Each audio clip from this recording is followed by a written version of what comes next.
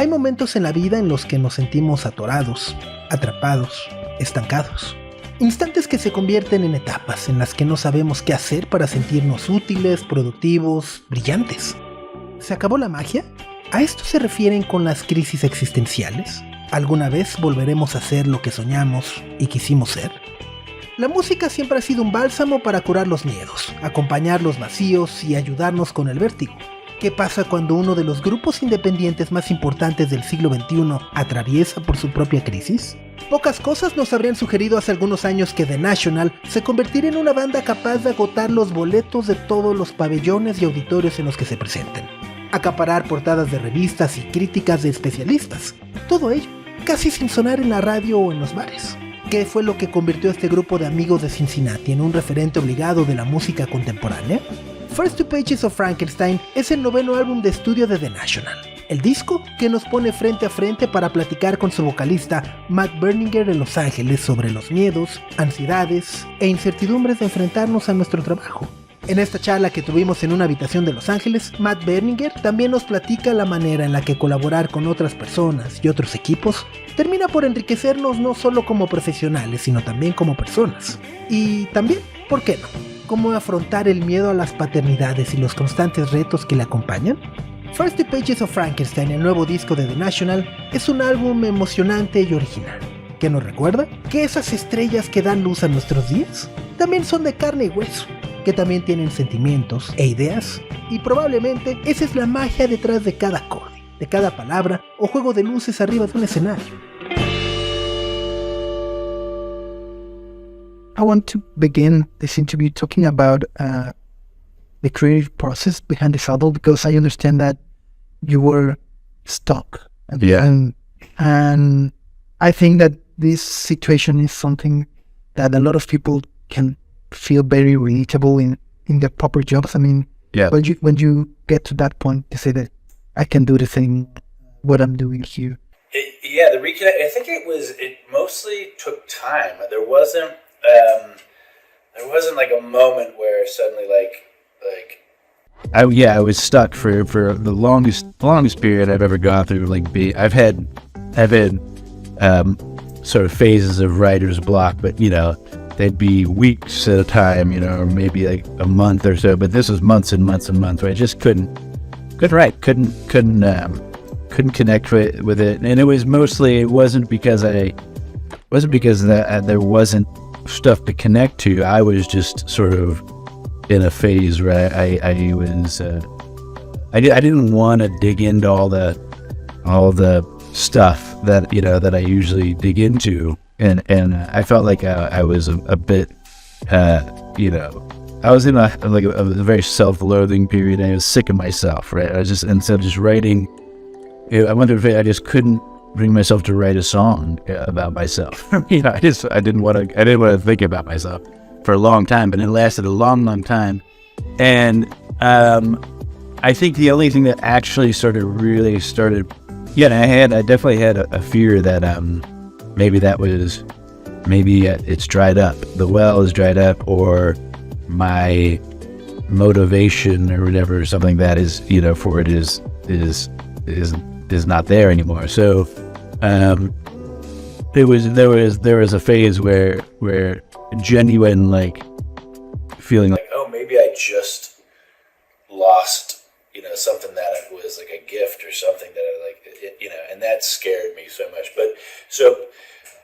But just slowly, it was just like slowly, we got back together at the band and got in the room and got in the studio, started cooking, and then we went on tour, and that's when it was just reconnecting. It was really just reconnecting with the guys in the band and with the process, and just kind of getting out of the house and getting back into creeping back into the normal flow of the world. I don't think I realized how much all of the isolation and all that stuff actually did have a longer term sort of effect on me. I definitely felt like my brain went through like a phase of atrophy, and it was really hard to suddenly get it working again. And it snuck up on me, and I wish there was a way like a process necessarily that helped me turn it back on, but it was mostly, I think, also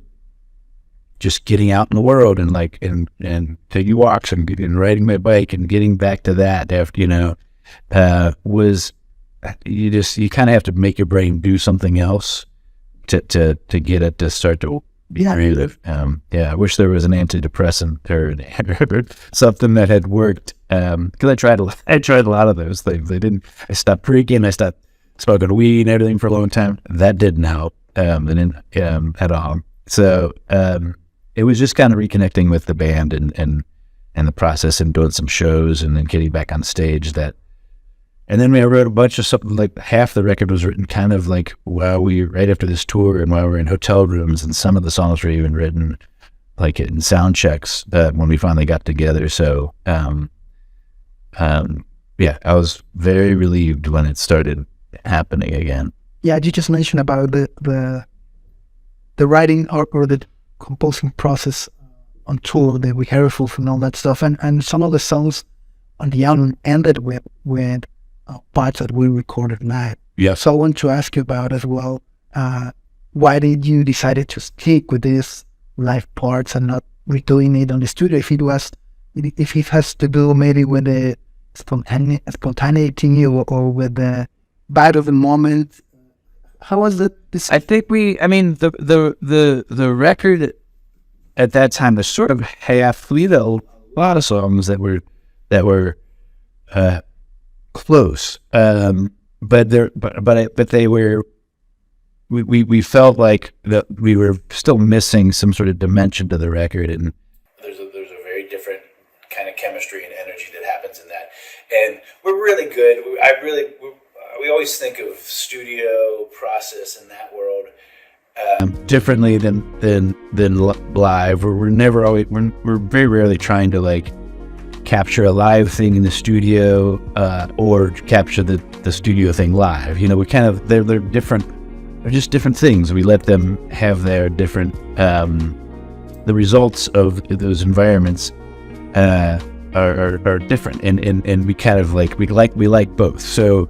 But at this point in the record, it felt like we had a lot of that intimate studio vibe, that headphone vibe, and we were just, I think we were just also happy to be together. And so the energy in some of the songs when we play them live, like, oh God, that just connective tissue of a band playing live together. It's like a new dimension.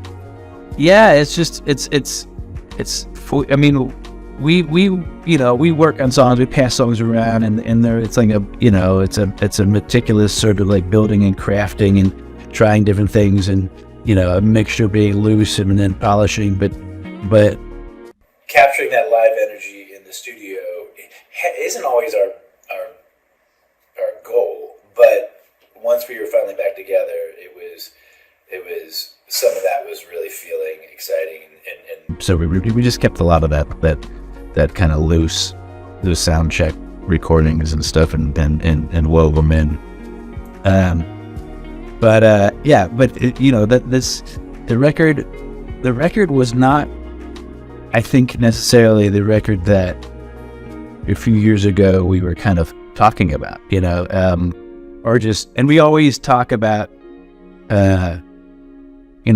ideas for like what kind of record to make next. One of the things that I most love about The National is like the willingness to collaborate. You collaborate to yourselves, obviously, but as well with another people. With the band or side projects and all that stuff. Yeah. So how would you say collaborations have shaping up this creative process, or what have you learned from collaborating with other people from outside? Yeah. Really early, we started collaborating with lots of people, and the people we were working on projects with would come and work on our projects. We would go work on theirs, and so that's just continued to be a big part of our thing. Even like our last record, making a record with one of our favorite filmmakers was sort of like this big collaboration between a film and a music, and all that was just it really helps us sort of kind of just see things in different perspectives. Other people, will bring different dimensions of the songs, and this time with Sufjan again and Phoebe and Taylor Swift and these are people that we've kind of known for obviously a long time, a lot of them, and have just people just are excited to join these songs, and they bring a whole different color to it. So I do write a lot with my wife, and it just not all the songs are autobiographical, and I think the other voices allow us to write, not me to write about a broader scope of characters and all that kind of stuff. It's interesting because one of the main topics on the new album is the complexity of the human relationships. Yep. When we usually talk about that, we always talk about the other person, but this perspective is it put us in front of a mirror. I mean, it's something that I really like it because I feel it's like connected between everything, and as well, it put us in front of our fears, anxieties, and how to deal with that. I think, yeah, if the record has a theme, it's about feeling sort of disconnected and not tapped into something like those feelings were like, why am all this should be making me happy, I should, like, why am I not able to have a conversation here? Why can I not get out of my own head just to be able to listen to somebody else and instead of thinking about what I'm gonna say, or like just everything from like small talk at parties to really important, trying to connections with your partner or your kid or your parents or all that kind of communication, and the struggle with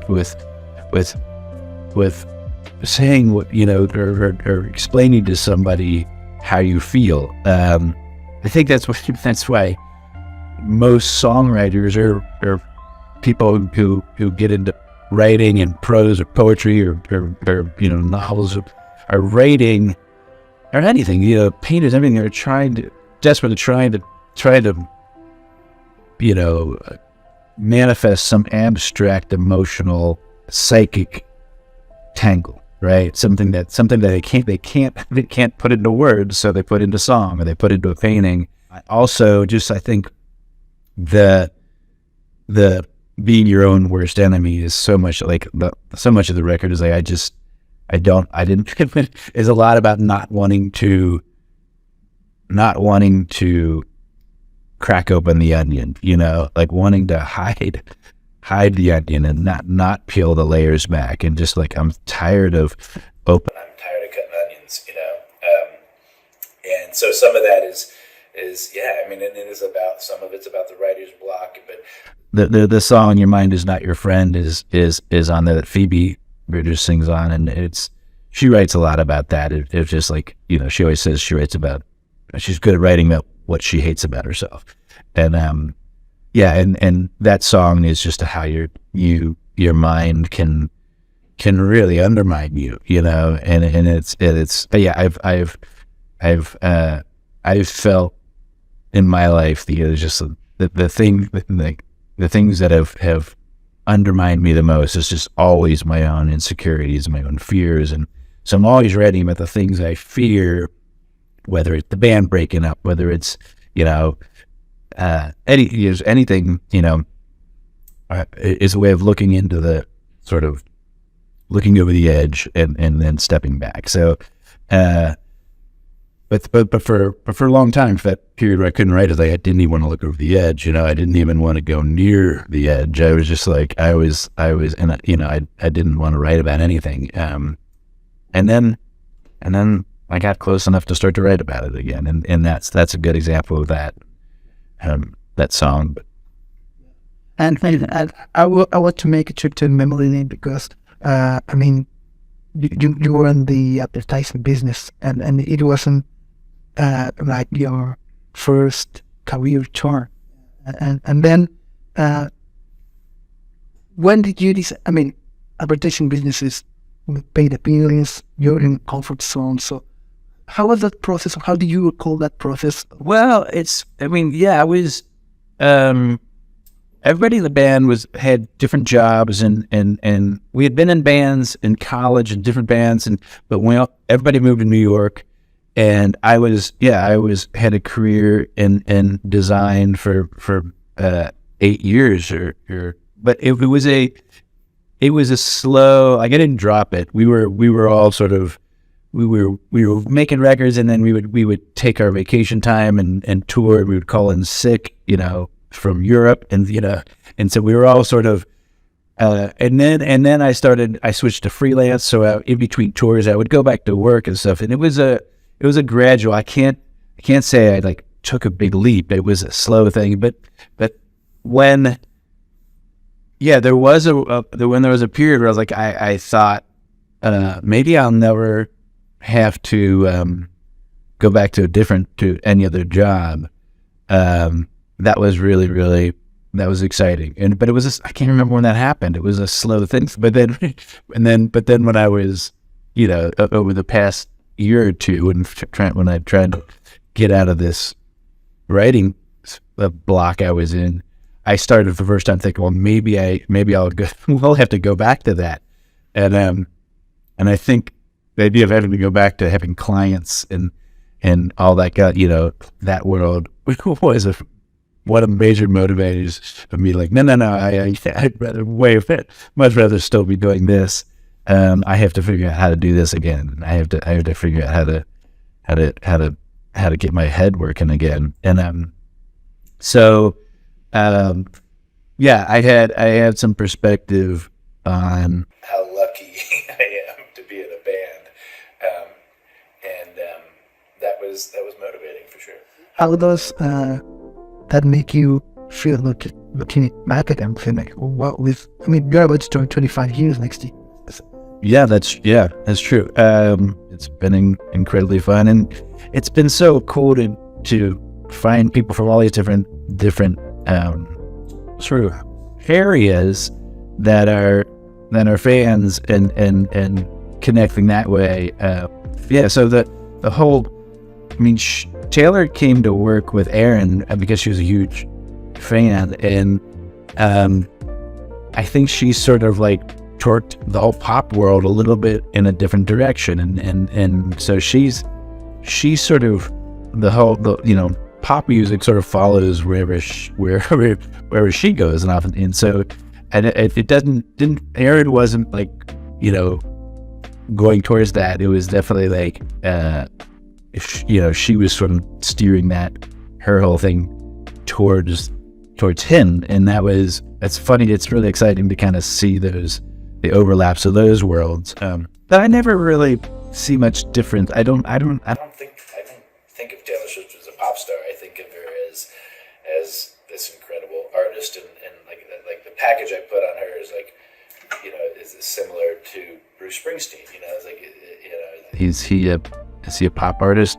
He's Bruce. He's Bruce Springsteen. It's a whole different thing, but yeah. So yeah, all of it has really been. I don't know. I mean, just to say, we've learned so much from it. We've evolved as a band by collaborating with all these different people, and it's just like having these incredible other painters come in and help you craft this like collaborative thing. Because like our band is, every song we've ever written has always been collaborative. I've never, I have a solo records, but they're the most collaborative thing I do, and so all of us are very well aware there's not a single auteur in our band. We're all we all need each other. We're all sort of elves on a team, and everything I've ever done has been kind of a group effort. So, and I love it. I love to bring that into the National too, just because sometimes too much of it being, too much of it about just me being really the only main singer of all the guys in the band. It just feels like too much about one perspective, and it isn't really that way. The writing's not always all mine, and it's often I'm trying to, write from other perspectives. So having these other voices, whether it's Sufjan or whether it's Gail Ann Dorsey or Taylor Swift or Phoebe Bridgers or whoever it is, I think is how our music becomes actually fully sort of colored in and realized, and without other voices, it doesn't feel actually genuine sometimes, even some songs, but like a whole record of just me that never really feels like it captures the picture, because I don't write alone, and I don't these aren't always about me, so yeah, it's our band is different dimensions that I think is why we kind of keep getting excited. And Well, just about Afraid of Family, because I understand that song was written because you're anxiety of being a father. I want to ask about how fatherhood is treating you. I think I think I'm better at being a dad than any of the other things I do. I like being a dad. It's like that's and I've screwed that up, every single day. But yeah, and I always rate about that. That's of all the things that I think about the most. It's just like, what is she gonna think of me? Like, how does this all make her feel? And how can I protect her from sadness? How can I? And I found like the best, like you can't protect your kid from the world. It's scary. It's all these things, and watching my daughter go through all the phases. She's 14 now. She's a teenager, and just observing how hard it is to just be a kid, all the social stuff, and then school. Just like, the overwhelm, just like of like it is such a the kids are dealing with so much stuff that I think I'd learned anytime I've tried to sort of do parenting by the book, where it's like I've found myself the best way to prepare your kid for the world is to let them see all the things you actually struggle with, and just be on that level. Never try to pretend like oh, everything you'll be fine, and don't worry about like never minimize a kid's anxieties, or pander to what you think is the right thing to say. Just kind of be honest with your kids as much as you can, and when that's always a part of it, and you kind of got to lean in and know that most of your fears are your own, or you're generating themselves, and you're being hard on yourself.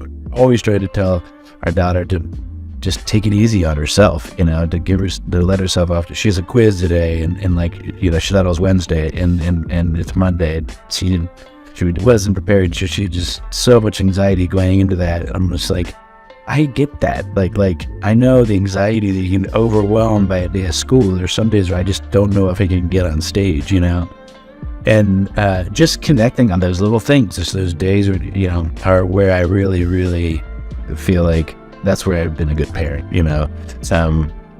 Getting down and just like being on that same emotional level, letting that messy emotional stuff, just let it out and put it out there, and be okay with it. Yeah, and then she loves our band, she loves the music, and she loves. I'm less afraid of everything, just only a little bit less. Thank you so much for. Yeah, thank you. Appreciate it.